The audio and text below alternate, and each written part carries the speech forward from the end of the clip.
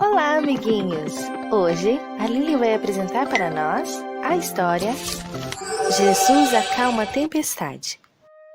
Certo dia em Cafarnaum, Jesus subiu num barco com os seus discípulos e disse: "Vamos para o outro lado do lago."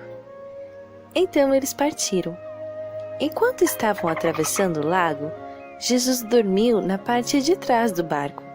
De repente, começou a soprar um vento muito forte e as ondas batiam com muita força em cima do barco, e ele já estava ficando cheio de água, de modo que todos ali estavam em perigo.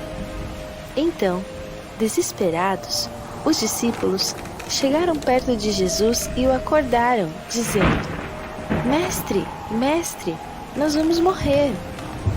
Jesus se levantou e, com autoridade, deu ordem ao vento e ao mar e à tempestade, para que ficassem quietos. Obedecendo à voz de Jesus, o vento, o mar e a tempestade pararam e tudo ficou calmo. Jesus, olhando para os discípulos, perguntou: "Por que é que vocês são assim tão medrosos?